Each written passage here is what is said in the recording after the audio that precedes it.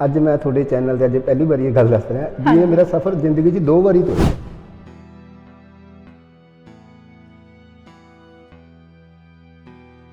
ਉਹਦੇ ਵਿੱਚ ਜਦੋਂ 96 ਦੀ ਗੱਲ ਹੈ, ਤਿਆਰੀ ਕਰ ਰਿਹਾ ਸੀ, ਉਦੋਂ ਮੇਰੇ ਪਿਤਾ ਜੀ ਦੀ ਡੈਥ ਹੋ ਗਈ। ਅੱਛਾ ਜੀ। ਜਿੱਥੋਂ ਫਿਰ ਇਹ ਫੋਮ ਮੇਰੀ ਗਿਰਦੀ ਚਲੀ ਗਈ। ਕਈ ਤਾਂ ਲੋਕ ਐਂ ਵੀ ਕਹਿੰਦੇ ਸੀ ਆ ਕੇ ਵੀ ਦਿਖਾ ਤੇਰੇ ਕਿੱਡੇ ਗਡੋਲੇ।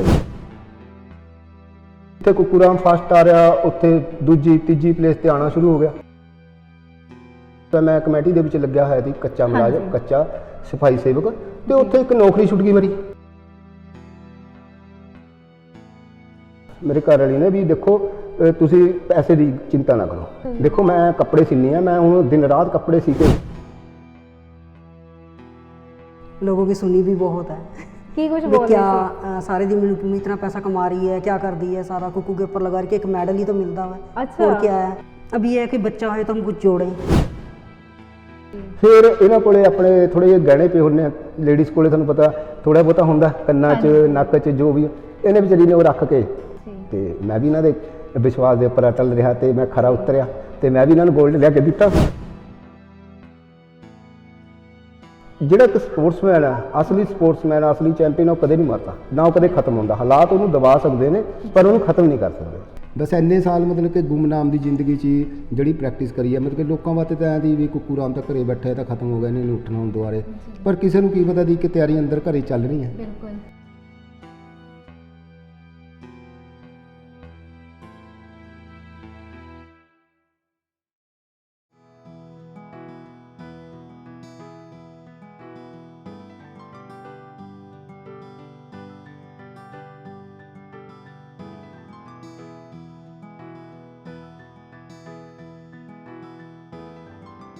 सत श्री अकाल। अडोल पंजाबी चैनल देख रहे सारे दर्शकों का स्वागत। मैं तुहाडे नाल प्रदीप अडोल।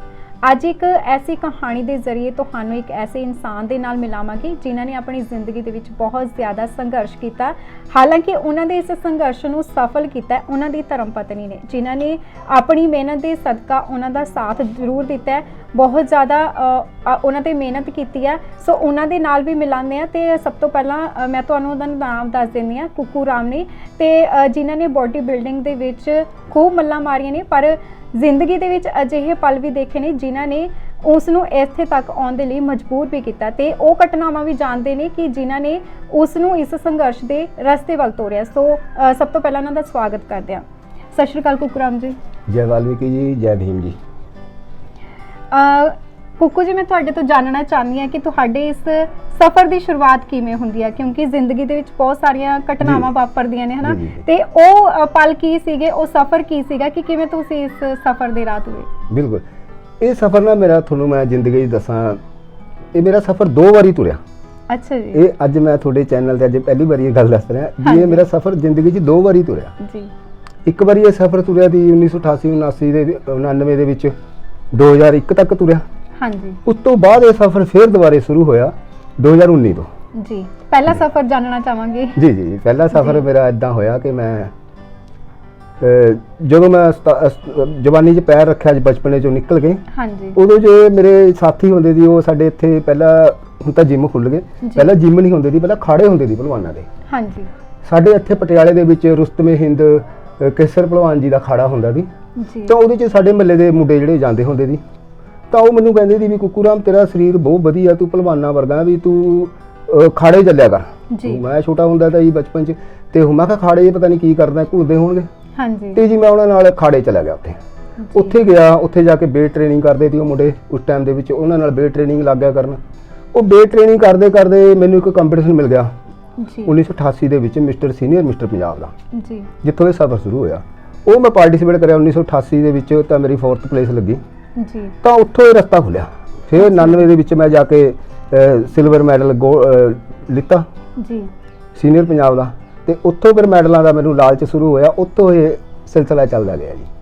ਤੇ ਜ਼ਿੰਦਗੀ ਦੇ ਵਿੱਚ ਬਹੁਤ ਸਾਰੀਆਂ ਘਟਨਾਵਾਂ ਵਾਪਰਦੀਆਂ ਨੇ, ਹਨਾ, ਤੇ ਕਦੇ ਕੋਈ ਐਵੇਂ ਦੀ ਘਟਨਾ ਵਾਪਰੀ ਹੋਵੇ ਕਿ ਹਾਂ ਤੁਹਾਨੂੰ ਲੱਗਿਆ ਹੋਵੇ ਕਿ ਮੈਂ ਇਸ ਲਾਈਨ ਦੇ ਵਿੱਚ ਆਣਾ? ਜੀ, ਇਹ ਤਾਂ ਜਦੋਂ ਮੈਂ 92 ਦੇ ਵਿੱਚ, ਜਦੋਂ ਫਿਰ ਮੇਰਾ ਸੀਨੀਅਰ ਮਿਸਟਰ ਪੰਜਾਬ ਦੇ ਵਿੱਚ ਮਿਸਟਰ ਪੰਜਾਬ ਦਾ ਮੈਂ ਲਿੱਤਾ 골ਡ ਮੈਡਲ, ਉਸ ਤੋਂ ਫਿਰ ਇਹ ਹੋਇਆ ਵੀ ਮੈਂ ਇੰਟਰਨੈਸ਼ਨਲ ਪਲੇਅਰ ਬਣਨਾ। ਅੱਛਾ ਜੀ। ਉੱਥੋਂ ਮਨ ਦੇ ਵਿੱਚ ਸੋਚਿਆ ਸੀ ਕਿ ਮੈਂ ਇੰਟਰਨੈਸ਼ਨਲ ਪਲੇਅਰ ਬਣਿਆ, ਤਾਂ ਫਿਰ ਉਹ ਕਾਰਵਾ ਉੱਥੋਂ ਚੱਲਿਆ ਜੀ। ਫਿਰ ਨਾਰਥ ਇੰਡੀਆ ਤੇ ਮੈਂ ਫਿਰ ਨਾਰਥ ਇੰਡੀਆ ਖੇਲਿਆ, ਉੱਥੋਂ ਸੈਕੰਡ ਪਲੇਸ। ਫਿਰ ਮੈਂ ਜਾ ਕੇ ਸੀਨੀਅਰ ਮਿਸਟਰ ਇੰਡੀਆ ਖੇਲਿਆ ਜੀ ਕੋਂਬਾਟੂਰ 'ਚ। ਅੱਛਾ ਜੀ। ਉੱਥੋਂ ਮੈਂ ਸੀਨੀਅਰ ਮਿਸਟਰ ਇੰਡੀਆ ਬਣਿਆ ਜੀ, ਜੀ। ਆਲ ਇੰਡੀਆ ਚੈਂਪੀਅਨ ਬਣਿਆ। ਉੱਥੋਂ ਫਿਰ ਸਫ਼ਰ ਤੀ ਮੇਰਾ ਕਿ ਬਾਹਰ ਦਾ ਹੁਣ ਇੰਟਰਨੈਸ਼ਨਲ ਦਾ ਕੰਪੀਟੀਸ਼ਨ ਹੈ। ਜੀ। ਤਾਂ ਇੰਟਰਨੈਸ਼ਨਲ ਦੇ ਵਾਸਤੇ ਜਦੋਂ ਮੇਰੀ ਕੀਨੀਆ ਦੀ ਸਿਲੈਕਸ਼ਨ ਹੋਈ ਸੀ, ਇੰਟਰਨੈਸ਼ਨਲ ਏਸ਼ੀਆ ਦਾ ਕੰਪੀਟੀਸ਼ਨ ਸੀ, ਜੀ। ਉਹਦੇ ਵਿੱਚ ਜਦੋਂ 96 ਦੀ ਗੱਲ ਹੈ, ਮੈਂ ਤਿਆਰੀ ਕਰ ਰਿਹਾ ਸੀ, ਉਦੋਂ ਮੇਰੇ ਪਿਤਾ ਜੀ ਦੀ ਡੈਥ ਹੋ ਗਈ। ਅੱਛਾ ਜੀ। ਜਿੱਥੋਂ ਫਿਰ ਇਹ ਫੋਰਮ ਮੇਰੀ ਗਿਰਦੀ ਚਲੀ ਗਈ। ਜੀ। ਉਹਨਾਂ ਤੋਂ ਬਾਅਦ ਕੋਈ ਸਪੋਰਟ ਨਹੀਂ ਸੀ। ਜੀ। ਫਿਰ ਇਹ ਮਤਲਬ ਕਿ ਜਿੱਥੇ ਕੁਕੂਰਾਮ ਫਸਟ ਆ ਰਿਹਾ, ਉੱਥੇ ਦੂਜੀ ਤੀਜੀ ਪਲੇਸ ਤੇ ਆਉਣਾ ਸ਼ੁਰੂ ਹੋ ਗਿਆ। ਅੱਛਾ। ਫਿਰ ਇੱਕ ਲਾਸਟ ਕੰਪੀਟੀਸ਼ਨ ਮੈਂ ਲੜਿਆ ਜੀ 2001 ਚ, ਗੱਭਰੂ ਪੰਜਾਬ ਦਾ, ਆਪਣੇ ਇੱਥੇ ਪਟਿਆਲੇ 'ਚ ਹੀ ਹੋਇਆ ਉਹ ਕੰਪੀਟੀਸ਼ਨ। ਤੇ ਉਹ ਕੰਪੀਟੀਸ਼ਨ ਦੇ ਵਿੱਚ ਪੰਜਾਬ ਪੁਲਿਸ ਦੇ PIP ਦੇ 2 ਮੁੰਡੇ ਫਸਟ ਸੈਕਿੰਡ ਆਏ ਤੇ ਮੈਂ ਤੀਜੇ ਨੰਬਰ ਤੇ ਰਿਹਾ। ਉੱਥੋਂ ਫਿਰ ਮਨ ਟੁੱਟ ਗਿਆ। ਫਿਰ ਪ੍ਰੈਕਟਿਸ ਉੱਥੋਂ ਮੈਂ ਛੱਡਤੀ। ਇੱਕ ਮੈਂ ਤੁਹਾਨੂੰ ਦੱਸਿਆ, ਮੈਂ ਕਮੇਟੀ ਦੇ ਵਿੱਚ ਲੱਗਿਆ ਹੋਇਆ ਸੀ, ਕੱਚਾ ਮੁਲਾਜ਼ਮ, ਕੱਚਾ ਸਫਾਈ ਸੇਵਕ, ਤੇ ਉੱਥੇ ਇੱਕ ਨੌਕਰੀ ਛੁੱਟ ਗਈ ਮੇਰੀ। ਹਾਂਜੀ। ਸਾਡੇ ਨਾਲ ਦੇ ਬੰਦੇ ਪੱਕੇ ਕਰਤੇ, ਅਸੀਂ 16 ਬੰਦੇ ਦੀ ਸਾਨੂੰ ਉੱਥੋਂ ਕੱਢਤਾ। ਉਹ ਨੌਕਰੀ ਵੀ ਗਈ, ਉੱਥੋਂ ਫੋਰਮ ਵੀ ਚਲੀ ਗਈ। ਫਿਰ ਕੋਈ ਸਹਾਰਾ ਨਹੀਂ ਸੀ। ਉੱਥੋਂ ਫਿਰ ਮੈਂ ਗੇਮ ਛੱਡਣੀ ਪਈ ਮੈਨੂੰ। ਅੱਛਾ ਜੀ। 2001 ਦੇ ਵਿੱਚ। ਫਿਰ ਇੱਥੋਂ ਗੇਮ ਛੱਡ ਕੇ ਇਹ 10 ਸਾਲ ਕਿਵੇਂ ਨਿਕਲ ਗਏ ਮੈਨੂੰ ਕੁਝ ਨਹੀਂ ਪਤਾ ਲੱਗਾ। ਅੱਛਾ ਜੀ। ਘਰ ਦੇ ਚੱਕਰਾਂ 'ਚ। ਉਸ ਤੋਂ ਬਾਅਦ ਜਾ ਕੇ ਜੀ 2011 ਦੇ ਵਿੱਚ ਜਾ ਕੇ ਮੈਨੂੰ ਥੋੜੇ ਜਿਹੇ ਲੋਕਾਂ ਦੇ ਕਮੈਂਟ ਮਿਲਦੇ ਸੀ। ਅੱਛਾ ਜੀ। ਕੀ ਕਮੈਂਟ ਮਿਲਦੇ? ਕਮੈਂਟ ਹੁੰਦੇ ਸੀ ਵੀ ਕੁਕੂਰਾਮ ਤਾਂ ਹੁਣ ਖਤਮ ਹੋ ਗਿਆ, ਹੁਣ ਇਹਦੀ ਗੱਲਬਾਤ ਨਹੀਂ। ਕਈ ਤਾਂ ਲੋਕ ਐਂ ਵੀ ਕਹਿੰਦੇ ਸੀ ਆ ਕੇ ਵੀ ਦਿਖਾ ਤੇਰੇ ਕਿੱਡੇ ਗਡੋਲੇ ਨੇ। ਅੱਛਾ। ਹਾਂ। ਫਿਰ ਤੁਸੀਂ ਕੀ ਜਵਾਬ ਦਿੰਦੇ? ਉਹ ਕਮੈਂਟ ਮੇਰੇ ਦਿਲ 'ਚ ਚੁਭਦੇ ਸੀ। ਅੱਛਾ ਜੀ। ਸੋਚਦਾ ਸੀ ਵੀ ਕੀ ਕਰਾਂ, ਇਹਨਾਂ ਨੂੰ ਜਵਾਬ ਦੇਵਾਂਗਾ। ਹੂੰ। ਤਾਂ ਫਿਰ ਮੈਂ ਸੋਚਿਆ ਵੀ ਕੁਕੂਰਾਮ ਤੂੰ ਪ੍ਰੈਕਟਿਸ ਸ਼ੁਰੂ ਕਰ। ਹੁਣ ਪ੍ਰੈਕਟਿਸ ਦੇ ਵਾਸਤੇ ਜਾਂ ਤਾਂ ਮੈਂ ਖੁਰਾਕ ਖਾ ਸਕਦਾ ਜਾਂ ਫਿਰ ਬਾਹਰ ਜਿਮ 'ਚ ਫੀਸ ਦੇ ਸਕਦਾ। ਬਿਲਕੁਲ। ਫਿਰ ਹੁਣ ਤਾਂ ਜਿਮ ਖੁੱਲ ਗਏ ਨਾ। ਹਾਂਜੀ। ਤਾਂ ਫਿਰ ਮੈਂ ਕੀ ਕਰਿਆ, ਮੈਨੂੰ ਪਤਾ ਸੀ ਕਿ ਮੈਂ ਲੰਬੇ ਸਮੇਂ ਤੱਕ ਪ੍ਰੈਕਟਿਸ ਕਰਨੀ ਹੈ। ਫਿਰ ਮੇਰੇ ਦਿਮਾਗ 'ਚ ਚੱਲਿਆ ਵੀ ਮੈਂ ਆਪਣਾ weight ਬਣਾਵਾਂ। ਅੱਛਾ ਜੀ। ਹੁਣ weight ਤਾਂ ਹੁਣ ਲੋਹੇ ਦਾ ਮੈਂ ਖਰੀਦ ਨਹੀਂ ਸਕਦਾ, ਮਹਿੰਗਾ ਇੰਨਾ। ਤਾਂ ਫਿਰ ਮੈਂ ਆ ਤੁਹਾਡੇ ਸਾਹਮਣੇ ਨੇ ਪਲੇਟਾਂ। ਹਾਂਜੀ। ਫਿਰ ਇਹ ਡੰਬਲ ਤਿਆਰ ਕਰੇ 2010 ਦੇ ਵਿੱਚ, ਦਿਖਾਣਾ ਮਾੜਾ ਜਾਂਦੀ ਤਰੀਕ ਲਿਖੀ ਹੋਈ ਆ। ਇਹ ਡੰਬਲ ਮੈਂ ਫਿਰ ਜਿਹੜੇ ਆਪਣੇ ਘਰੇ ਵੇਸਟਿੰਗ ਦੀ ਆਉਂਦੀ ਆ ਤੇਲ ਦੀਆਂ ਪੀਪੀਆਂ 5-5 ਲੀਟਰ ਦੀਆਂ, ਉਹ ਲੈ ਕੇ ਮੈਂ ਇਹ ਡੰਬਲ ਤਿਆਰ ਕਰੇ। ਮਤਲਬ ਘਰੇ ਹੀ ਤਿਆਰ ਕੀਤੇ ਜੀ। ਆ? ਕਾਫੀ ਮਤਲਬ ਕਿ weight ਤਿਆਰ ਕਰ ਲਿਆ ਮੈਂ ਹੌਲੀ ਹੌਲੀ। ਮੇਰੇ ਕੋਲ ਬੱਚੇ ਆਉਣ ਲੱਗੇ, ਕੁਝ ਮਹੱਲੇ ਦੇ ਪਰਿਵਾਰ ਦੇ ਮੇਰੇ ਕੋਲ 10-12 ਬੱਚੇ ਹੋ ਗਏ। ਤਾਂ ਉਹਨਾਂ ਨਾਲ ਮੈਂ ਪ੍ਰੈਕਟਿਸ ਸ਼ੁਰੂ ਕਰ ਲਈ ਬੱਚਿਆਂ ਨਾਲ, ਤੇ ਚੱਲਦਾ ਰਿਹਾ ਜੀ। ਫਿਰ ਮੈਂ ਐਸੇ ਕਲੱਬ ਦੇ ਅੰਦਰ ਹੀ ਮੈਂ ਕੰਪੀਟੀਸ਼ਨ ਕਰਾਏ 2-3, 1-2 ਵਿਹੜੇ 'ਚ ਵੀ ਕਰਾਇਆ, ਕਿਉਂਕਿ ਬਾਹਰ ਕਰਾਉਣ ਵਾਸਤੇ ਆਪਣੇ ਕੋਲ ਪੈਸੇ ਨਹੀਂ ਗਏ। ਮਤਲਬ ਕਿ ਤੁਸੀਂ ਬੱਚਿਆਂ ਦੇ ਜਿਹੜੇ ਕੰਪੀਟੀਸ਼ਨ ਘਰੇ ਹੀ ਕਰਵਾਉਂਦੇ ਸੀ? ਘਰੇ ਕਰਾਉਂਦਾ ਸੀ ਕਿ ਬੱਚਿਆਂ ਦਾ ਨਾ ਹੌਸਲਾ ਵਧੇ।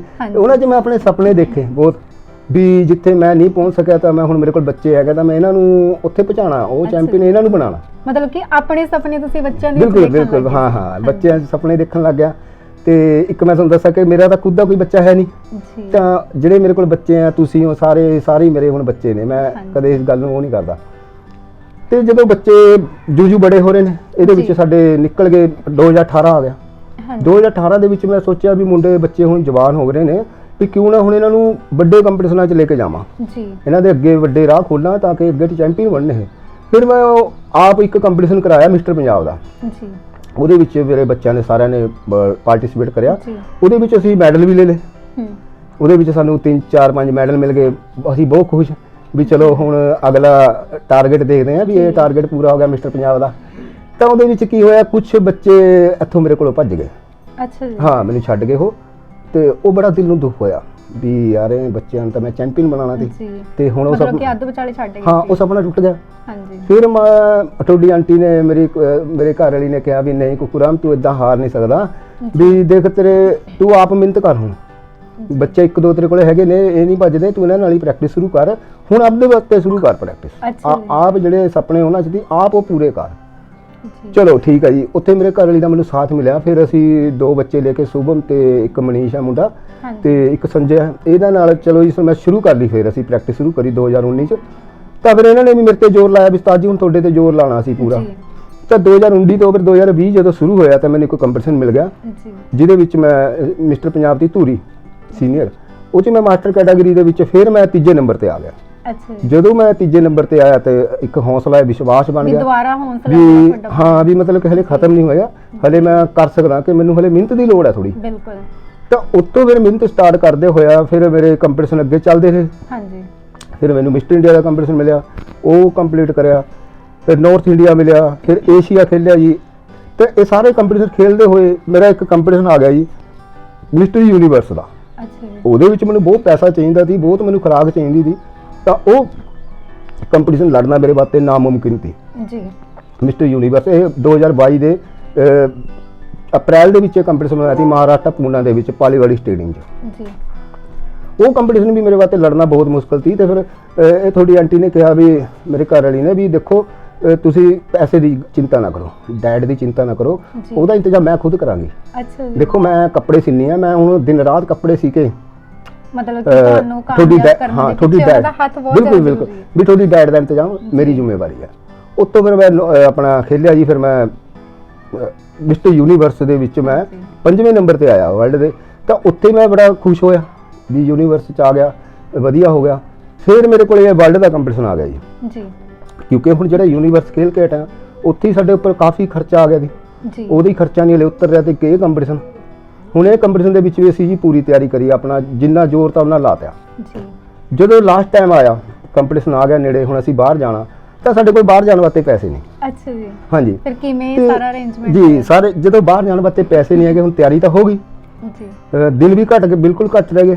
ਫਿਰ ਮੈਂ ਹੈਲਪ ਮੰਗੀ ਆਪਣੇ ਸਟਾਫ ਤੋਂ। ਮੈਂ ਜਿੱਥੇ ਕੋਰਟ ਦੇ ਵਿੱਚ ਕੰਮ ਕਰਦਾ ਉੱਥੇ ਮੇਰੇ ਸਟਾਫ ਦੇ ਮੁਲਾਜ਼ਮਾਂ ਨੇ ਕਿਸੇ ਨੇ 100 500 ਇਕੱਠਾ ਕਰਕੇ ਜੱਜ ਸਾਹਿਬ ਉਹਨਾਂ ਨੇ ਵੀ ਮਦਦ ਕਰੀ ਤੇ ਉਹਨਾਂ ਨੇ ਬਹੁਤ ਮਦਦ ਕਰਕੇ ਵੀ ਮੇਰਾ ਹਿੱਲਾ ਕਰਿਆ ਕੁਛ ਨਾ ਕੁਛ ਵੀ। ਪਰ ਉਹ ਮਦਦ ਮੈਨੂੰ ਬਹੁਤ ਘੱਟ ਰਹਿ ਗਈ। ਅੱਛਾ ਜੀ। ਚੁੱਕੂ ਛੱਡ ਵਿਚਾਲੇ ਜੇ ਹੋ ਗਿਆ ਕੰਮ। ਫਿਰ ਮੈਂ ਸੋਚਿਆ ਮਨ ਦੇ ਵਿੱਚ ਵੀ ਹੁਣ ਤਾਂ ਇਹ ਜਾਣਾ ਨਾਮੁਮਕਿਨ ਹੈ, ਮੇਰਾ ਨਾ ਲਗਭਗ ਕੈਂਸਲ ਹੋ ਗਿਆ ਇਹ ਕੰਮ। ਤਾਂ ਫਿਰ 16 ਨੂੰ ਅਸੀਂ ਇੱਥੋਂ ਨਿਕਲਣਾ ਸੀ, ਤਾਂ 14 ਨੂੰ ਮੈਂ ਕਿਹਾ ਵੀ ਮੈਂ ਹੁਣ ਕੰਪੀਟੀਸ਼ਨ ਨਹੀਂ ਲੜਦਾ। ਤਾਂ ਫਿਰ ਮੇਰੇ ਘਰ ਵਾਲੀ ਕਹਿਣ ਲੱਗੀ ਵੀ ਹੁਣ ਕੀ ਹੋ ਗਿਆ, ਵੀ ਹੁਣ ਤੂੰ ਪੈਸਿਆਂ ਕਰਕੇ ਥੋੜੀ ਰੁਕ ਸਕਦਾ ਜੀ। ਫਿਰ ਇਹਨਾਂ ਕੋਲੇ ਆਪਣੇ ਥੋੜੇ ਜਿਹੇ ਗਹਿਣੇ ਪਏ ਹੁੰਦੇ ਆ, ਲੇਡੀਜ਼ ਕੋਲੇ ਤੁਹਾਨੂੰ ਪਤਾ ਥੋੜਾ ਬਹੁਤਾ ਹੁੰਦਾ, ਕੰਨਾਂ 'ਚ ਨੱਕ 'ਚ ਜੋ ਵੀ, ਇਹਨੇ ਵਿਚਾਰੀ ਨੇ ਉਹ ਰੱਖ ਕੇ ਮੇਰਾ ਉਹ ਸੁਪਨਾ ਪੂਰਾ ਕਰਿਆ। ਅੱਛਾ ਜੀ। ਕਹਿਣ ਦਾ ਮਤਲਬ ਕਿ ਤੁਹਾਡੀ ਪਤਨੀ ਨੇ ਤੁਹਾਡੇ ਇਹ ਸੁਪਨੇ ਪੂਰੇ ਕਰਨ ਦੇ ਵਿੱਚ ਬਹੁਤ ਵੱਡਾ ਜੀ ਇਹਨਾਂ ਨੇ ਦੇਖੋ, ਇਹਨਾਂ ਨੂੰ ਪੂਰਾ ਵਿਸ਼ਵਾਸ ਸੀ ਕਿ ਇਹ ਕੰਪੀਟੀਸ਼ਨ ਮੈਂ ਜਿੱਤਾਂਗਾ ਤੇ ਮੈਂ ਵੀ ਇਹਨਾਂ ਦੇ ਵਿਸ਼ਵਾਸ ਦੇ ਉੱਪਰ ਅਟਲ ਰਿਹਾ ਤੇ ਮੈਂ ਖਰਾ ਉਤਰਿਆ ਤੇ ਮੈਂ ਵੀ ਇਹਨਾਂ ਨੂੰ 골ਡ ਲਿਆ ਕੇ ਦਿੱਤਾ। ਅੱਛਾ ਜੀ। ਬਿਲਕੁਲ ਜੀ। ਜ਼ਰੂਰ ਜਿਹੜਾ ਮਨ ਭਾਵੁਕ ਵੀ ਹੁੰਦਾ ਆ। ਪਰ ਤੁਸੀਂ ਇਹ ਵੀ ਦੱਸ ਰਹੇ ਸੀਗੇ, ਮੈਂ ਹੋਰ ਵੀਡੀਓ ਸੁਣ ਰਹੀ ਸੀਗੀ ਤਾਂ ਤੁਸੀਂ ਉਹਦੇ ਵਿੱਚ ਦੱਸ ਰਹੇ ਸੀਗੇ ਕਿ ਤੁਹਾਡੀ ਜੋ ਤੁਹਾਨੂੰ ਇਸ ਕੰਮ ਦੀ ਲਗਨ ਪਈ ਆ ਤਾਂ ਉਹ ਬਚਪਨ ਦੇ ਵਿੱਚ ਪਈ ਆ ਕਿ ਮਾਤਾ ਦੇ ਨਾਲ ਜੋ ਕੋਈ ਕਹਾਣੀ ਸੀਗੀ। ਉਹ ਦੇਖੋ ਉਹ ਤਾਂ ਹੁਣ ਕਹਾਣੀ ਦਾ ਤੁਹਾਨੂੰ ਸਭ ਨੂੰ ਪਤਾ ਹੀ ਹੈ। ਹਾਂਜੀ। ਚਲੋ ਫਿਰ ਵੀ ਮੈਂ ਜ਼ਰੂਰ ਦੱਸੋ ਜੇ ਉਹ ਏਦਾਂ ਹੋਇਆ। ਕਹਾਣੀ ਏਦਾਂ ਹੁੰਦੀ ਸੀ ਕਿ ਮੈਂ ਜਦੋਂ ਮੇਰਾ ਬਚਪਨ ਸੀ, ਜਦੋਂ ਮੈਂ ਕਾਫੀ ਛੋਟਾ ਸੀ ਕੋਈ, ਤਾਂ ਉਦੋਂ ਮੈਂ ਆਪਣੀ ਮਾਤਾ ਨਾਲ ਦੁੱਧ ਲੈਣ ਜਾਂਦਾ ਹੁੰਦਾ ਸੀ। ਸਾਡੇ ਮਾਤਾ ਉੱਥੇ ਗੋਹੇ ਕੁੜੀ ਦਾ ਕੰਮ ਕਰਦੇ ਹੁੰਦੇ ਸੀ ਉਹਨਾਂ ਦੇ, ਤਾਂ ਸ਼ਾਮ ਨੂੰ ਅਸੀਂ ਦੁੱਧ ਲੈਣ ਜਾਂਦੇ ਸੀ ਉਹਨਾਂ ਦੇ। ਜਦੋਂ ਇੱਕ ਦਿਨ ਮਾਤਾ ਨਾਲ ਜਾ ਕੇ ਮੈਂ ਉੱਥੇ ਦੁੱਧ ਲੈਣ ਗਿਆ ਤਾਂ ਉੱਥੇ ਕੁਝ ਮਾਤਾ ਨਾਲ ਗੱਲਬਾਤ ਹੋਈ ਪੈਸਿਆਂ ਦੀ। ਮਾਤਾ ਨੇ ਪੈਸੇ ਦੇਣੇ ਹੋਣਗੇ ਤਾਂ ਉਹ ਗੱਲ ਮਤਲਬ ਕਿ ਮੈਨੂੰ ਬੁਰੀ ਲੱਗੀ। ਅੱਛਾ ਜੀ। ਮੈਨੂੰ ਉਹ ਗੱਲ ਬੁਰੀ ਲੱਗੀ ਬੜੀ ਕਿ ਮੇਰੀ ਮਾਤਾ ਨੂੰ ਪੈਸੇ ਪਿੱਛੇ ਟੋਕਿਆ ਜੀ। ਤਾਂ ਫਿਰ ਮੈਂ ਉਹ ਬੰਦੇ ਨੂੰ ਪੁੱਛਿਆ, ਬਾਈ ਕਹਿੰਦੇ ਸੀ ਉਹਨੂੰ, ਮੈਂ ਕਿਹਾ ਬਾਈ ਤੇਰੇ ਪੈਸੇ ਕਿੰਨੇ ਆ ਜੀ? ਤਾਂ ਉਹ ਮੈਨੂੰ ਬੋਲਿਆ, ਮੈਂ ਤਾਂ ਛੋਟਾ ਜਿਹਾ ਹੁੰਦਾ ਸੀ, ਕਹਿੰਦਾ ਉਹ ਤੂੰ ਪੈਸੇ ਦੇਂਗਾ? ਮੈਂ ਕਿਹਾ ਹਾਂ ਬਾਈ ਮੈਂ ਤੇਰੇ ਪੈਸੇ ਦੇਣੇ ਆ, ਤੂੰ ਪੈਸੇ ਦੱਸ ਮੇਰੀ ਮਾਂ ਕਿੰਨੇ ਆ? ਉਹ ਕਹਿੰਦਾ ਵੀ 3000 ਰੁਪਇਆ ਤੇਰੀ ਮਾਂ ਕਿੰਨੀ? ਤਾਂ ਉਹ 3000 ਰੁਪਇਆ, ਮੈਂ ਸੋਚਿਆ ਵੀ 3000 ਰੁਪਇਆ ਫਿਰ ਹੁਣ ਉਤਰੂਗਾ ਕਿਵੇਂ? ਤੇ ਬਾਈ ਤੂੰ ਕਿੰਨੇ ਪੈਸੇ ਸਾਨੂੰ ਦਿੰਦਾ? ਸਾਨੂੰ 25 ਰੁਪਏ ਮਹੀਨੇ ਦੇ ਦਿੰਦਾ ਸੀ ਉਹ ਉਸ ਟਾਈਮ ਦੇ ਵਿੱਚ। ਤਾਂ ਉਹਦਾ ਇੱਕ ਸਿਰੀ ਹੁੰਦਾ ਸੀ ਜਿਹੜਾ ਮੱਝਾਂ ਚਰਾਉਣ ਜਾਂਦਾ ਸੀ। ਤਾਂ ਮੈਂ ਉਹਨੂੰ ਪੁੱਛਿਆ ਵੀ ਜਿਹੜਾ ਤੇਰਾ ਉਹ ਬੰਦਾ ਆਉਂਦਾ ਨਹੀਂ ਸੀ, ਵੀ ਤੇਰਾ ਬੰਦਾ ਜਿਹੜਾ ਮੱਝਾਂ ਚਰਾਉਣ ਜਾਂਦਾ ਤੂੰ ਔਖਾ ਹੋਣਾ, ਮੈਂ ਤੇਰੀਆਂ ਮੱਝਾਂ ਚਰਾਵਾਂਗਾ ਤੇ ਤੂੰ ਸਾਨੂੰ 100 ਰੁਪਏ ਮਹੀਨਾ ਦਿਆ ਕਰ। ਉਹ ਕਹਿੰਦਾ ਠੀਕ ਆ ਬਾਈ। ਤਾਂ ਫਿਰ ਮੈਂ ਉੱਥੋਂ ਫਿਰ ਉਹਦੀਆਂ ਮੱਝਾਂ ਲੱਗ ਗਿਆ ਚਰਾਉਣ ਤੇ ਮੈਨੂੰ ਕਹਿਣ ਲੱਗਾ ਉਹ ਵੀ ਮੈਂ ਤਾਂ ਫਿਰ 1000 ਰੁਪਏ ਸਾਲ ਦਾ ਦਊਂਗਾ, ਤਾਂ ਤੂੰ 3 ਸਾਲ ਤੈਨੂੰ ਕੰਮ ਕਰਨਾ ਪਊਗਾ ਮੇਰੇ ਕੋਲੇ। ਤਾਂ ਮੈਂ ਕਿਹਾ ਠੀਕ ਆ ਬਾਈ। ਤਾਂ ਵੀ ਉਹ ਪੈਸੇ ਫਿਰ ਮੈਂ ਕਿਹਾ ਵੀ ਘੱਟ ਦੇ, ਹੁਣ ਮਾਂ ਤੋਂ ਨਹੀਂ ਮੰਗਣੇ, ਹੁਣ ਮੈਂ ਤੇਰੇ ਕੋਲੇ ਉਰੀ ਆ। ਫਿਰ ਮੈਂ ਉਹਦੀਆਂ ਮੱਝਾਂ ਲੱਗ ਗਿਆ ਚਰਾਉਣ। ਜਦੋਂ ਮੈਂ ਮੱਝਾਂ ਚਰਾਉਣ ਸਟੇਡੀਅਮ 'ਚ ਜਾਂਦਾ ਸੀ ਸਵੇਰੇ ਕੰਮ ਕਰਕੇ ਗੋਹੇ ਕੂੜੇ ਦਾ, ਫਿਰ ਮੈਂ ਮੱਝਾਂ ਚਰਾਉਣ ਲੰਘ ਜਾਂਦਾ 9 ਵਜੇ। ਤਾਂ ਜਦੋਂ ਸਾਡੇ 22 PS ਸਟੇਡੀਅਮ ਹੈ ਉਰੇ ਇੱਕ ਪੋਲੋ ਗਰਾਊਂਡ ਦੇ ਪਿਛਲੇ ਪਾਸੇ, ਉੱਥੇ ਮੈਂ ਮੱਝਾਂ ਚਰਾਉਣ ਜਾਂਦਾ ਹੁੰਦਾ ਸੀ। ਤਾਂ ਉੱਥੇ ਜਿਹੜੇ ਪਹਿਲਵਾਨ ਹੁੰਦੇ ਸੀ, ਐਥਲੀਟ ਜਿਹੜੇ ਪ੍ਰੈਕਟਿਸ ਕਰਦੇ ਸੀ ਉੱਥੇ ਗਰਾਊਂਡ 'ਚ, ਤੇ ਮੈਂ ਬਹਿ ਕੇ ਉਹਨਾਂ ਨੂੰ ਦੇਖਦਾ ਹੁੰਦਾ ਸੀ। ਜਦੋਂ ਉਹ ਚਲੇ ਜਾਣਾ ਉਹਨਾਂ ਨੇ, ਤਾਂ ਫਿਰ ਮੈਂ ਉੱਥੇ ਜਿਵੇਂ ਉਹ ਪ੍ਰੈਕਟਿਸ ਕਰਦੇ ਸੀ ਉਦਾਂ ਹੀ ਉਹਨਾਂ ਵਾਂਗ ਫਿਰ ਮੈਂ ਪ੍ਰੈਕਟਿਸ ਲੱਗ ਗਿਆ ਕਰਨ ਤੇ ਉਹ ਪ੍ਰੈਕਟਿਸ ਚੱਲਦੀ ਰਹੀ ਜਾਣੇ ਅਣਜਾਣੇ 'ਚ। ਤੇ ਜਦੋਂ ਮੈਂ ਮਤਲਬ ਕਿ ਤੁਹਾਨੂੰ ਦੱਸਿਆ ਵੀ ਫਿਰ ਮੈਂ ਜਦੋਂ ਉੱਥੋਂ ਕੰਮ ਛੱਡ ਕੇ ਵਾਪਸ ਆਪਣੇ ਘਰ ਵਾਪਸ ਆਇਆ ਤਾਂ ਉਦੋਂ ਮੇਰੇ ਜਿਹੜੇ ਯਾਰ ਦੋਸਤ ਸੀ ਉਹ ਦੇਖਦੇ ਸੀ, ਕਿਉਂਕਿ ਉੱਥੇ ਮੈਂ ਜਵਾਨ ਹੋ ਗਿਆ। ਤੇ ਇੱਕ ਗੱਲ ਹੋਰ ਦੱਸਾਂ, ਜਿਨ੍ਹਾਂ ਦੇ ਘਰ ਮੈਂ ਮੱਝਾਂ ਦਾ ਕੰਮ ਕਰਦਾ ਤੇ ਉਹਨਾਂ ਨੇ ਮੈਨੂੰ ਆਪਣੇ ਬੱਚਿਆਂ ਵਾਂਗੂ ਰੱਖਿਆ ਤੇ ਮੇਰੀ ਡਾਈਟ ਦਾ ਬਹੁਤ ਖਿਆਲ ਰੱਖਦੇ ਸੀ ਉਹ। ਤੇ ਉੱਥੇ ਮੈਂ ਜਵਾਨ ਹੋਇਆ, ਫਿਰ 3-4 ਸਾਲ ਉਹਨਾਂ ਦੇ ਘਰ ਲੱਗੇ। ਤੇ ਉੱਥੋਂ ਜਦੋਂ ਮੈਂ ਘਰ ਵਾਪਸ ਮੁੜਿਆ ਫਿਰ ਇੱਥੋਂ ਫਿਰ ਮੈਂ ਖਾੜੇ ਪਰ 'ਚ ਕਿਤੇ ਨਾ ਕਿਤੇ ਜਿਹੜਾ ਸਾਥ ਉਹਨਾਂ ਦਾ ਵੀ ਜ਼ਰੂਰ ਮਿਲਿਆ ਤੁਹਾਨੂੰ। ਬਿਲਕੁਲ ਬਿਲਕੁਲ, ਦੇਖੋ ਉਹਨਾਂ ਦਾ ਮੇਰੇ ਜ਼ਿੰਦਗੀ ਦੇ ਉੱਥੇ ਕਿੰਨੇ ਸਾਲ ਨਿਕਲੇ ਨੇ, ਹਾਂਜੀ। ਤੇ ਉਹ ਤਾਂ ਮੇਰੇ ਮਾਤਾ ਪਿਤਾ ਵਾਂਗੂ ਸੀ, ਜੀ ਉਹਨਾਂ ਨੇ ਐਂ ਬੱਚਿਆਂ ਵਾਂਗੂ ਹੀ ਰੱਖਿਆ, ਕਦੇ ਕੋਈ ਫਰਕ ਨਹੀਂ ਸਮਝਿਆ ਸੀ। ਜੀ। ਹੁਣ ਜਿਵੇਂ ਤੁਸੀਂ ਦੱਸ ਰਹੇ ਸੀਗੇ ਕਿ ਜ਼ਿੰਦਗੀ ਦੇ ਵਿੱਚ ਤੁਹਾਨੂੰ ਤਾਨੇ ਮਿਹਣੇ ਵੀ ਜਿਹੜੇ ਜ਼ਰੂਰ ਸੁਣਨ ਨੂੰ ਮਿਲੇ ਜੀ, ਹਨਾ, ਜੀ, ਜੀ। ਤਾਂ ਕਦੇ ਲੱਗਿਆ ਨਹੀਂ ਕਿ ਵੀ ਮੈਂ ਮਤਲਬ ਕਿ ਮੈਨੂੰ ਹੋਰ ਲੋਕ ਇਦਾਂ ਬੋਲਦੇ ਆ ਤਾਂ ਮੈਂ ਉਹਨਾਂ ਨੂੰ ਕਿਸ ਤਰੀਕੇ ਦੇ ਨਾਲ ਜਵਾਬ ਦੇਵਾਂ? ਜੀ ਮੈਨੂੰ ਪਤਾ ਜੀ ਕਿ ਇਹਨਾਂ ਦਾ ਜਵਾਬ ਕੀ ਹੈ। ਹਾਂਜੀ ਜਦੋਂ ਇਹਨਾਂ ਦਾ ਜਵਾਬ ਇਹੀ ਤਾਂ ਕਿ ਹੁਣ ਜਵਾਬ ਦਿੱਤਾ ਨਾ, ਜੀ ਐਨ ਵਧੀਆ ਜਵਾਬ ਦਿੱਤਾ ਉਹ ਲੋਕਾਂ ਨੂੰ, ਜੀ ਕਿ ਜਿਹੜੇ ਲੋਕ ਇਹ ਸੋਚਦੇ ਸੀ ਵੀ ਕੁੱਕੂ ਰਾਮ ਤਾਂ ਖਤਮ ਹੋ ਗਿਆ। ਤੇ ਇੱਕ ਮੈਂ ਦੱਸਣਾ ਚਾਹੁੰਦਾ ਤੁਹਾਨੂੰ ਕਿ ਜਿਹੜਾ ਇੱਕ ਸਪੋਰਟਸਮੈਨ ਹੈ, ਅਸਲੀ ਸਪੋਰਟਸਮੈਨ, ਅਸਲੀ ਚੈਂਪੀਅਨ, ਉਹ ਕਦੇ ਨਹੀਂ ਮਰਦਾ, ਨਾ ਉਹ ਕਦੇ ਖਤਮ ਹੁੰਦਾ। ਹਾਲਾਤ ਉਹਨੂੰ ਦਬਾ ਸਕਦੇ ਨੇ ਪਰ ਉਹਨੂੰ ਖਤਮ ਨਹੀਂ ਕਰ ਸਕਦੇ। ਜੀ ਇਹ ਮੈਂ ਖੁਦ ਇਸ ਗੱਲ ਦੀ ਗਵਾਹੀ ਦਿੰਦਾ ਮੈਂ ਕਿ ਮੈਂ ਦਬਿਆ ਜ਼ਰੂਰ ਹਾਂ, ਮੈਂ ਹਾਲਾਤਾਂ ਦੇ ਅੱਗੇ ਕਮਜ਼ੋਰ ਵੀ ਹੋਇਆ, ਪਰ ਹਿੰਮਤ ਨਹੀਂ ਹਾਂ। ਹਾਰੀ। ਕਹਿਣ ਦਾ ਮਤਲਬ ਕਿ ਹਿੰਮਤ ਕਰਕੇ ਹੀ ਤੁਸੀਂ ਇਸ ਬਿਲਕੁਲ ਨੂੰ ਬਿਲਕੁਲ। ਸਫਲ ਕੀਤਾ। ਉਸ ਜਿਹੜਾ ਮੇਰਾ ਟਾਰਗੇਟ ਸੀ ਇੰਟਰਨੈਸ਼ਨਲ ਦਾ, ਉਹ ਮੈਂ ਕਦੇ ਨਹੀਂ, ਮਤਲਬ ਕਿ ਦੇਖੋ ਇੰਨੇ ਸਾਲਾਂ ਵਿੱਚ ਇੰਨੇ ਮੇਰੇ ਤਾੜ ਚੜਾਇਆ ਜ਼ਿੰਦਗੀ ਦੇ ਵਿੱਚ, ਜੀ। ਪਰ ਉਹ ਜਿਹੜਾ ਮੇਰਾ ਟਾਰਗੇਟ ਸੀ ਉੱਥੋਂ ਮੈਂ ਕਦੇ ਵੀ ਨਹੀਂ ਡੋਲਿਆ। ਤੇ ਇੱਕ ਮੈਂ ਤੁਹਾਨੂੰ ਦੱਸਾਂ, ਮੇਰੇ ਨਾਲ ਜਦੋਂ ਮੈਂ ਮਿਸਟਰ ਯੂਨੀਵਰਸ ਦਾ ਕੰਪੀਟੀਸ਼ਨ ਪਾਰਟਿਸਿਪੇਟ ਕਰ ਰਿਹਾ ਸੀ, ਉਸੇ ਟਾਈਮ ਮੇਰੀ ਮਾਤਾ ਦੀ ਦੇਹਾਂਤ ਹੋ ਗਿਆ। ਪਹਿਲੇ ਮੇਰੇ 2 ਮਹੀਨੇ ਰਹਿ ਗਏ ਸੀ ਕੰਪੀਟੀਸ਼ਨ ਦੇ ਵਿੱਚ, ਅੱਛਾ ਜੀ ਤੇ ਮਾਤਾ ਜਦੋਂ ਸਪੇਅਰ ਹੋ ਗਏ ਤੇ ਉਹਦੇ ਵਿੱਚ ਫਿਰ 1 ਮਹੀਨਾ ਨਿਕਲ ਗਿਆ। ਪਰ ਦੇਖੋ ਫਿਰ ਉਹੀ ਗੱਲ ਹੋ ਗਈ ਵੀ ਪਿੱਛੇ ਸ਼ਕਤੀ ਖੜੀ ਸੀ। ਫਿਰ ਉਹਨੇ 15 ਦਿਨ, ਜਦੋਂ ਮੇਰਾ 1.5 ਮਹੀਨਾ ਰਹਿ ਗਿਆ ਯੂਨੀਵਰਸ ਦਾ, ਉਹਨੇ ਫਿਰ ਮੈਨੂੰ ਹੌਸਲਾ ਦਿੱਤਾ ਵੀ ਕੁੱਕੂ ਰਾਮ ਕੰਪੀਟੀਸ਼ਨ ਬਿਲਕੁਲ ਨੇੜੇ ਆ, ਇਹ ਤਾਂ ਚੱਲਦਾ ਰਹਿੰਦਾ ਜ਼ਿੰਦਗੀ 'ਚ, ਪਰ ਤੂੰ ਆ ਕੰਪੀਟੀਸ਼ਨ ਕਰ।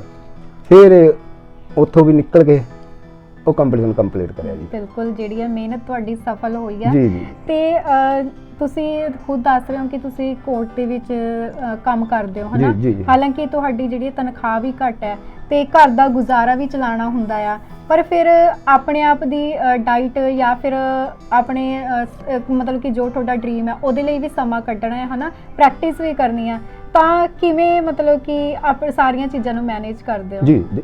ਉਹਦੇ ਵਿੱਚ ਜਿਹੜਾ ਮੇਰਾ ਡਾਈਟ ਪਲਾਨ ਹੈ ਸਾਰਾ, ਉਹਦੇ ਵਿੱਚ ਮੈਨੂੰ ਕੁਝ ਨਹੀਂ ਪਤਾ। ਉਹ ਸਾਰਾ ਡਾਈਟ ਪਲਾਨ ਮੇਰੇ ਘਰ ਵਾਲੀ ਦਾ ਹੁੰਦਾ। ਮੇਰਾ ਕੰਮ ਤਾਂ ਡਿਊਟੀ ਕਰਨਾ, ਡਿਊਟੀ ਕਰਕੇ, ਕਿਉਂਕਿ ਦੇਖੋ ਮੈਂ ਡਿਊਟੀ ਕਰਕੇ ਆਇਆ ਸ਼ਾਮ ਨੂੰ, ਸਵੇਰੇ ਮੈਂ ਘਰੋਂ ਨਿਕਲ ਗਿਆ, ਸ਼ਾਮ ਨੂੰ ਮੈਂ 5:30 ਵਜੇ ਘਰੇ ਵੜਦਾ। ਆ ਕੇ ਮੇਰੇ ਕੋਲ ਕਿੰਨਾ ਟਾਈਮ ਹੈ, ਸਿਰਫ ਨਹਾ ਕੇ ਚਾਹ ਪੀਣੀ ਆ ਉਹਨਾਂ ਨਾਲ। ਉਸ ਤੋਂ ਬਾਅਦ ਮੈਂ 4 ਘੰਟੇ ਪ੍ਰੈਕਟਿਸ ਕਰਦੀ ਹਾਂ। ਮੈਂ 6:30 ਵਜੇ ਮੈਂ ਉੱਪਰ ਆ ਜਾਣਾ, ਅੱਛਾ ਗਰਮੀ ਸਰਦੀ ਦੁੱਖ ਸੁੱਖ ਕੁਝ ਵੀ ਹੋਵੇ, ਜੀ ਤੇ 6:30 ਤੋਂ ਲੈ ਕੇ 9:30 10 ਵਜੇ ਤੱਕ ਮੈਂ ਰਾਤ ਨੂੰ ਇੱਥੇ ਪ੍ਰੈਕਟਿਸ ਕਰਨੀ ਹੁੰਦੀ ਆ। ਫਿਰ ਮੇਰੇ ਕੋਲ ਟਾਈਮ ਹੀ ਨਹੀਂ ਹੁੰਦਾ ਹੋਰ ਘਰਾਂ ਦੇ ਅੱਛਾ ਕੰਮਾਂ ਜੀ। ਵਾਸਤੇ। ਸਾਡੇ ਨਾਲ ਕੁੱਕੂ ਰਾਮ ਦੀ ਜਿਹੜੀ ਹੈ ਧਰਮ ਪਤਨੀ ਵੀ ਮੌਜੂਦ ਹੈ, ਜਿਨ੍ਹਾਂ ਨੇ ਇਸ ਸਫ਼ਰ ਦੇ ਵਿੱਚ ਉਹਨਾਂ ਦਾ ਸਾਥ ਦਿੱਤਾ। ਤੇ ਸਭ ਤੋਂ ਪਹਿਲਾਂ ਮੈਮ ਤੁਹਾਡਾ ਬਹੁਤ ਬਹੁਤ ਸਵਾਗਤ ਹੈ। ਤੇ ਤੁਸੀਂ ਮਤਲਬ ਕਿ ਕੁੱਕੂ ਰਾਮ ਜੀ ਦਾ ਬਹੁਤ ਜ਼ਿਆਦਾ ਸਾਥ ਦਿੱਤਾ ਹਨਾ ਇਸ ਸਫ਼ਰ ਦੇ ਵਿੱਚ, ਤਾਂ ਇਸ ਮਤਲਬ ਕਿ ਕਿਵੇਂ ਦੇਖਦੇ ਇਸ ਸਫ਼ਰ ਨੂੰ? बहुत बढ़िया। ਅੱਛਾ ਜੀ। अच्छा लगता है ਹਾਂਜੀ। ना? मतलब जो मेहनत करी है सक्सेस हो गई जी। आज, है ना? ਤੁਸੀਂ ਵੀ ਦਿਨ ਰਾਤ ਮਿਹਨਤ ਕਰਕੇ ਸੁਪਨੇ ਨੂੰ ਪੂਰਾ ਕੀਤਾ। ਕਦੇ ਤੁਹਾਡੇ ਮਨ ਦੇ ਵਿੱਚ ਐਦਾਂ ਨਹੀਂ ਆਇਆ ਕਿ ਹਾਂ ਵੀ ਮੇਰੇ ਵੀ ਜਿਸ ਤਰ੍ਹਾਂ ਕਈ ਦੇ ਸੁਪਨੇ ਐਦਾਂ ਹੁੰਦੇ ਆ ਕਿ ਅਸੀਂ ਘੁੰਮਣ ਫਿਰਨ ਜਾਈਏ ਜਾਂ ਫਿਰ ਹਨਾ ਆਪਣੀ ਜ਼ਿੰਦਗੀ ਦੇ ਵਿੱਚ ਹੋਰ ਅਚੀਵਮੈਂਟ ਕਰੀਏ, ਤਾਂ ਫਿਰ ਕਦੇ ਐ ਨਹੀਂ ਲੱਗੇ ਕਿ ਮੈਂ ਦਿਨ ਰਾਤ ਇਹਨਾਂ ਦੇ ਲਈ ਮਿਹਨਤ ਕਰ ਰਹੀ ਹਾਂ? एक्चुअली मैंने बाहर जाना ही अच्छा नहीं लगता, मैंने अपने घर ही रहना अच्छा लगता है। ਅੱਛਾ ਜੀ। हाँ, मैं अपने घर ही रह के बस काम करना शुरू से मेरी हॉबी रही है कि मैं अपने घर ही रहूँ और काम करूँ। ਤੇ मैंने घूमने फिरने का, बाहर आने जाने का, किसी ज़्यादा रिश्ता रखने का ਅੱਛਾ ਜੀ, नहीं। ਮਤਲਬ ਕਿ ਤੁਸੀਂ ਇਹਨਾਂ ਦੀ ਹਾਂ, ਜੋ ਬਸ। ਅਚੀਵਮੈਂਟ ਇਹਨਾਂ ਨੇ ਕੀਤੀ ਆ ਤਾਂ ਉਸ ਨੂੰ ਮਤਲਬ ਕਿ बस मेरा ਜ਼ਰੂਰ- टारगेट वही था ना। ਅੱਛਾ ਜੀ, हाँ। ਦੋਨਾਂ ਦਾ ਇੱਕੋ ਹੀ ਟਾਰਗੇਟ हाँ, ਸੀਗਾ। बस ये था। ਤੇ ਆਪਣੀ ਲਾਈਫ ਦੇ ਵਿੱਚ ਤੁਸੀਂ ਇਹਨਾਂ ਦੇ ਨਾਲ ਟਾਈਮ ਕਿਵੇਂ ਸਪੈਂਡ ਕਰਦੇ ਹੋ? टाइम तो देख लो, सवेरे जब चाह पिए इकट्ठे बैठ के ड्यूटी चले जाना, ਜੀ सारा दिन ड्यूटी ते रहना, जी। शाम को आना चाय पिए ऊपर आ जाना, 10 बजे आना, रोटी खानी है, सो जाना है। हमारा ये टाइम है। ਅੱਛਾ मतलब कहीं की बार ऐसा होता है कि बात ही नहीं हो पाती, ਜੀ क्योंकि जो प्रैक्टिस है उसके बीच में कोई भी टेंशन, कोई भी कुछ देना, ਜੀ है ना, ਤੁਸੀਂ ਵੀ प्रॉब्लम होएगी। ਬਹੁਤ ਸਾਰੀਆਂ, ਹਾਲਾਂਕਿ ਸਾਡਾ ਸਮਾਜ ਬਹੁਤ ਕੁਝ ਕਹਿ ਦਿੰਦਾ ਆ ਹਨਾ, ਹਾਂ, ਤੇ ਹਾਂ। ਤੁਸੀਂ ਫਿਰ ਵੀ ਦਿਨ ਰਾਤ ਮਿਹਨਤ ਕੀਤੀ ਆ, ਤਾਂ ਜ਼ਰੂਰ ਕਹਿ ਸਕਦੇ ਹਾਂ ਕਿ ਆਪਾਂ ਇੱਕ ਇਨਸਾਨ ਨੂੰ ਸਫਲ ਬਣਾਉਣ ਦੇ ਲਈ ਉਸ ਦੇ ਪਿੱਛੇ ਇੱਕ ਲੇਡੀ ਦਾ ਹੱਥ Yeah. ਜ਼ਰੂਰ ਹੁੰਦਾ ਹੈ, ਤਾਂ ਤੁਸੀਂ ਜ਼ਰੂਰ ਉਹ ਬਿਲਕੁਲ, ਮਿਹਨਤ ਬਿਲਕੁਲ। ਕੀਤੀ ਆ। जी, ये तो है। लोगों की सुनी भी बहुत है ਕੀ ਕੁਝ भी ਬੋਲਦੇ क्या ਸੀ? सारे दिन में इतना पैसा कमा रही है, क्या कर दी है, सारा कुकू के ऊपर लगा के एक मेडल ही तो मिलता है, अच्छा। और क्या है। ਅੱਛਾ जी। पर अब ये है कि बच्चा है तो हम कुछ जोड़ें, जी अब सारा टारगेट तो ये टारगेट सारा फिर पूरा करने के लिए तो जी। मेहनत करनी पड़ेगी वो। पर आज जो नाम है वो पैसा जमा होएगा, उससे तो कुछ मिलेगा नहीं ना। जी, जी। आज जो लगा पैसा वो दुनिया देख रही है ना, ਬਿਲਕੁਲ। ये था। ਤੇ मैं कभी सोचा नहीं कोई क्या नहीं नहीं हाँ भी नहीं ਇੰਨਾ ਕੁਝ ਬੋਲਦੇ ਆ। मैं एक्चुअली ਕੰਨ ਦੋਵਾਂ ਦੋਨਾਂ का यूज़ करती हूँ। अच्छा इधर जी। से सुन इधर कड्ढी जाती है। लोगों का काम क्या कहना है ना, वो अपना दिमाग है हम क्या कर रहे हैं क्या नहीं कर रहे। बिल्कुल। मैं टेंशन नहीं लेती किसी की, मैं अपने काम से मतलब रखती हूँ बस। बाहर में जाती कोई नहीं, लोग आते हैं कपड़े सिलाते हैं, ठीक है, अपनी इतनी गलबात होती है। मैं मतलब जाती घर ਦਾ ਖਾਣਾ ਪੀਣਾ ਮਤਲਬ ਕਿ ਗੁਜ਼ਾਰਾ ਜਿਹੜਾ ਤੁਸੀਂ ਆਪ बहुत बहुत बढ़िया हो जाते। देखो इन्होंने ये नहीं पता कि मेरी तनख्वाह कितनी है, कितना मेरा खर्चा हो रहा है, कितना नहीं, इन्होंने कुछ नहीं पता। तनख्वाह मैं खुद कढ़ा के लेके आती हूँ, अच्छा जी। वो सारे घर का खर्चा मेंटेन अपने आप सारा करना। जी। इन्होंने बस अपनी प्रैक्टिस से मतलब ना, मैं कोई टेंशन देना चाहती भी कोई टेंशन होए इन्होंने, क्योंकि जो टेंशन होएगी एकदम वेट कट हो जाता है। जो बिल्कुल। इतनी मेहनत करके वेट ऊपर जाएगा, तैयारी हो रही है, जी। अगर मेरे कुछ करने से या बोलने से या किसी कुछ प्रॉब्लम हुई तो ये थोड़ा सोचना पड़ेगा, इसलिए मैं कुछ ना बोल के जी। खुद चुप रहना ज़्यादा करते हैं। ਤੇ ਤੁਸੀਂ ਨਾ ਇਹ ਦੱਸ ਰਹੇ ਸੀਗੇ ਕਿ ਜਦੋਂ ਇਹਨਾਂ ਦਾ ਕੁਝ ਐਕਸੀਡੈਂਟ ਵਗੈਰਾ ਹੋਇਆ ਸੀਗਾ ਤੇ ਇਹਨਾਂ ਨੇ ਤੁਹਾਨੂੰ ਨਹੀਂ ਦੱਸਿਆ ਸੀਗਾ, ਮਤਲਬ ਕਿ ਟੈਨਸ਼ਨ ਨਹੀਂ ਦੇਣਾ ਚਾਹੁੰਦੇ ਸੀ। ਜੀ ਹਾਂਜੀ ਹਾਂਜੀ ਬਿਲਕੁਲ। ਕੀ ਹੋਇਆ ਕਿ ਇਹਨਾਂ ਦਾ ਐਕਸੀਡੈਂਟ ਹੋ ਗਿਆ, ਆਟੋ ਇਹਨਾਂ ਦਾ ਨਾ ਬੱਸ ਦੇ ਨੀਚੇ, ਪਤਾ ਨਹੀਂ ਬੱਸ ਦੇ ਨੀਚੇ ਆ ਗਿਆ ਤੇ ਹੋਰ ਸਵਾਰੀਆਂ ਦੇ ਕਾਫੀ ਸੱਟਾਂ ਵੱਜੀਆਂ, ਇਹਨਾਂ ਦੇ ਵੀ ਸੱਟਾਂ ਵੱਜੀਆਂ। ਤੇ ਫਿਰ ਉੱਥੋਂ ਫਿਰ ਇਹਨੇ ਸੋਚਿਆ ਵੀ ਮੈਂ ਕੁੱਕੂ ਨੂੰ ਫੋਨ ਕਰਾਂ, ਅਗਰ ਕੁੱਕੂ ਨੂੰ ਫੋਨ ਕਰੂੰਗਾ ਪ੍ਰੈਕਟਿਸ ਛੱਡ ਕੇ ਆਏਗਾ, ਉਹਨੂੰ ਥੋੜਾ ਟੈਨਸ਼ਨ 'ਚ ਹੋ ਜਾਏਗਾ। ਫਿਰ ਮੇਰੀ ਇੱਕ ਸਿਸਟਰ ਹੈ ਇੱਥੇ, ਉਹਨੂੰ ਫੋਨ ਕਰਿਆ ਤੇ ਫਿਰ ਉਹ ਆ ਕੇ ਇਹਨੂੰ ਹਸਪੀਟਲ ਲੈ ਕੇ ਗਏ। ਹਸਪੀਟਲ ਲੈ ਕੇ ਇਹਦਾ ਜੋ ਵੀ ਟ੍ਰੀਟਮੈਂਟ ਤਾਂ ਫਿਰ ਲੈ ਕੇ ਸ਼ਾਮ ਨੂੰ ਛੁੱਟੀ ਕਰਾ ਕੇ ਫਿਰ ਘਰ ਛੱਡ ਕੇ ਗਏ। ਜਦੋਂ ਘਰੋਂ ਆਏ ਉਦੋਂ ਮੈਨੂੰ ਪਤਾ ਲੱਗਿਆ ਤੇ ਇਹਨੇ ਕਮਲੀ ਨੇ ਦੇਖੋ ਮੈਨੂੰ ਉੱਥੇ ਵੀ ਇਹਨੂੰ ਟੈਨਸ਼ਨ ਨਾ ਹੋਵੇ। ਜੀ। ਤੇ ਤੁਸੀਂ ਇਹ ਨਹੀਂ ਸੋਚਿਆ ਕਿ ਹਾਂ ਵੀ ਜੇ ਮੈਨੂੰ ਕੁਝ ਹੋ ਜਾਂਦਾ ਤਾਂ ਉਹਨਾਂ ਨੂੰ ਕਿਵੇਂ ਪਤਾ ਲੱਗਦਾ? चलो ये तो बात की बात है, पर इतना कुछ होया नहीं था। ਅੱਛਾ ਜੀ। हाँ, थोड़ा ही होया था एक्सीडेंट, बस ये थोड़ा लगा चोट, मेरे सिर में लगी थी चोट, ਅੱਛਾ ਜੀ। बाकी ठीक था। हाँ मतलब 10 टांके लगे थे मेरे तो मुंह में। ਅੱਛਾ ਜੀ। ਮਤਲਬ ਕਿ ਕਹਿਣ ਦਾ ਇਹ ਹੁੰਦਾ ਵੀ ਇਹਨੇ ਇੰਨਾ ਕਰਿਆ ਮੇਰੇ ਵਾਸਤੇ ਕਿ ਮੈਨੂੰ ਟੈਨਸ਼ਨ ਨਾ ਹੋਵੇ। ਤੇ ਹੋਰ ਬਥੇਰੀਆਂ ਗੱਲਾਂ ਹੁੰਦੀਆਂ ਨੇ ਫਿਰ ਕਿ ਕਦੇ ਵੀ ਮੇਰੇ ਨਾਲ ਕੋਈ ਦੁੱਖ ਦੀ ਕੋਈ ਗੱਲ ਨਹੀਂ, ਕਿਸੇ ਦਾ ਕੋਈ ਉਹ ਕਰਨਾ, ਜੋ ਵੀ ਕਰਨਾ ਤਾਂ ਸੁੱਖ ਦੀ ਗੱਲ ਕਰਨੀ ਆ ਮੇਰੇ ਨਾਲ, ਤਾਂ ਕਿ ਇਹ ਆਪਣਾ ਟਾਰਗੇਟ ਨਾ ਟਾਰਗੇਟ ਤੋਂ ਨਾ ਕਹਿੰਦਾ ਹਟੇ। ਮਤਲਬ ਕਿ ਤੁਸੀਂ ਆਪਦੇ ਟਾਰਗੇਟ ਤੇ ਮਤਲਬ ਕਿ ਫਿਕਸ ਰਹੋ Focus, ਹਨਾ, ਹਾਂ। ਤੇ ਫੋਕਸ ਕਰੋ ਉਸ ਤੇ ਜੀ। ਤੇ ਤੁਹਾਨੂੰ ਮਤਲਬ ਕਿ ਕੋਈ ਦੁੱਖ ਦੀ ਗੱਲ ਨਹੀਂ ਨਹੀਂ ਦੱਸਦੀ ਕੋਈ ਦੁਨੀਆਦਾਰ ਕੁਝ ਕਿਆ ਹੋ ਰਿਹਾ ਕਿਆ ਨਹੀਂ ਮੈਨੂੰ ਕੁਝ ਨਹੀਂ ਪਤਾ, ਨਾ ਮੈਂ ਜਾਣਕਾਰੀ ਕਦੇ ਅੱਛਾ ਰੱਖਦਾ ਜੀ। ਜੀ। ਹਾਂਜੀ ਮੈਂ ਬਸ ਇੰਨੇ ਸਾਲ ਮਤਲਬ ਕਿ ਗੁੰਮਨਾਮ ਦੀ ਜ਼ਿੰਦਗੀ 'ਚ ਹੀ ਜਿਹੜੀ ਪ੍ਰੈਕਟਿਸ ਕਰੀ ਹੈ, ਮਤਲਬ ਕਿ ਲੋਕਾਂ ਵਾਸਤੇ ਤਾਂ ਐਂ ਦੀ ਵੀ ਕੁੱਕੂ ਰਾਮ ਤਾਂ ਘਰੇ ਬੈਠਾ ਤਾਂ ਖਤਮ ਹੋ ਗਿਆ, ਇਹਨੇ ਨਹੀਂ ਉੱਠਣਾ ਹੁਣ ਦੁਬਾਰੇ। ਜੀ। ਪਰ ਕਿਸੇ ਨੂੰ ਕੀ ਪਤਾ ਦੀ ਕਿ ਤਿਆਰੀ ਅੰਦਰ ਘਰੇ ਚੱਲ ਰਹੀ ਹੈ। ਬਿਲਕੁਲ ਉਹ ਫਿਰ ਜਦੋਂ ਆਪਾਂ ਤਿਆਰੀ ਕਰਕੇ ਸਾਹਮਣੇ ਆਏ ਲੋਕਾਂ ਦੇ, ਫਿਰ ਉਹ ਲੋਕਾਂ ਨੂੰ ਵੀ ਜਵਾਬ ਮਿਲਿਆ ਜੀ। ਕਿ ਜਿਹੜੇ ਉਸ ਟਾਈਮ ਕਹਿੰਦੇ ਦੀ ਕੁੱਕੂ ਰਾਮ ਨੂੰ ਵੀ ਦਿਖਾ ਤੇਰੇ ਕਿੱਡੇ ਗਡੋਲੇ ਨੇ, ਜੀ।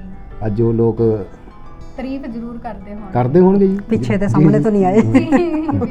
ਹਾਂਜੀ ਤੇ ਜੇਕਰ ਸਰਕਾਰ ਦੀ ਗੱਲ ਕੀਤੀ ਜਾਵੇ ਜੀ। ਹਨਾ, ਤਾਂ ਇੱਕ ਤੁਸੀਂ ਅਲੱਗ ਨਾਮ ਬਣਾ ਚੁੱਕੇ ਹੋ ਹੁਣ, ਮਤਲਬ ਕਿ ਮਤਲਬ ਭਾਰਤ ਦੇ ਲਈ ਵੀ ਆਪਣਾ ਦੇਸ਼ ਦੇ ਲਈ ਨਾਮ ਬਣਾ ਚੁੱਕੇ ਹੋ ਨਾ, ਜੀ। ਤੇ ਸਰਕਾਰ ਨੇ ਤੱਕ ਕਦੇ ਤੁਹਾਡੇ ਤੱਕ ਪਹੁੰਚ ਨਹੀਂ ਕੀਤੀ? ਨਹੀਂ ਜੀ ਦੇਖੋ ਸਰਕਾਰ ਨੇ ਮੇਰੀ ਕੋਈ ਪਹੁੰਚ ਨਹੀਂ ਹੈਗੀ, ਨਾ ਆਪਾਂ ਨੂੰ ਸਰਕਾਰ ਨੇ ਆਪਣੇ ਤੱਕ ਕੋਈ ਪਹੁੰਚ ਕਰੀ। ਨਾਲੇ ਦੇਖੋ ਮੇਰੀ ਗੱਲ ਸੁਣੋ, ਆਪਾਂ ਨੂੰ ਸਰਕਾਰ ਤੇ ਕੀ ਲੈਣਾ, ਸਰਕਾਰ ਆਪਣਾ ਕੰਮ ਕਰ ਰਹੀ ਹੈ, ਜੀ। ਅਸੀਂ ਆਪਣਾ ਕੰਮ ਤਾਂ ਦੇਖੋ ਜਦ ਇਹ ਮੈਂ ਹੁਣ ਕੰਪੀਟੀਸ਼ਨ ਕੰਪਲੀਟ ਕਰੇ ਨੇ, ਇੰਨੇ ਕੰਪੀਟੀਸ਼ਨ ਮੇਰੇ ਤਾਂ ਕਿਸੇ ਸਰਕਾਰ ਨੇ ਜਾਂ ਕਿਸੇ ਨੇ ਮਦਦ ਨਹੀਂ ਨਾ ਕਰੀ, ਜੀ। ਮੈਂ ਤਾਂ ਆਪਣੇ ਦਮ ਤੇ ਕਰੀ ਆ। ਤੇ ਅੱਗੇ ਵੀ ਮਤਲਬ ਕਿ ਇਹ ਚੱਲਦਾ ਰਹੂਗਾ। ਅਗਰ ਦੇਖੋ ਸਰਕਾਰ ਮੇਰੀ ਮਦਦ ਕਰ ਦਿੰਦੀ ਆ ਹਾਂਜੀ। ਤਾਂ ਇਹਦੇ ਵਿੱਚ ਤਾਂ ਦੇਖੋ ਸਮਾਜ ਦਾ ਤੇ ਸਾਰੇ ਪੰਜਾਬ ਦਾ ਫਾਇਦਾ ਨਾ। ਬਿਲਕੁਲ। ਅਗਰ ਦੇਖੋ ਅਗਰ ਮੈਨੂੰ ਸਰਕਾਰ ਮਦਦ ਦਿੰਦੀ ਹੈ ਤੇ ਮੈਂ ਆਪਣਾ ਕੋਈ ਜਿਮ ਖੋਲ੍ਹਣਾ ਚਾਹੁੰਦਾ ਕਿ ਮੈਂ ਕੋਈ ਆਪਣਾ ਜਿਮ ਖੋਲ੍ਹਾਂ ਜਿਹਦੇ ਵਿੱਚ ਮੈਂ ਹੋਰ ਵੀ ਆਪਣੇ ਪੰਜਾਬ ਦੇ ਸਮਾਜ ਦੇ ਸਾਰੇ ਬੱਚਿਆਂ ਨੂੰ ਮੈਂ ਟ੍ਰੇਨਿੰਗ ਦੇਵਾਂ ਅੱਗੇ।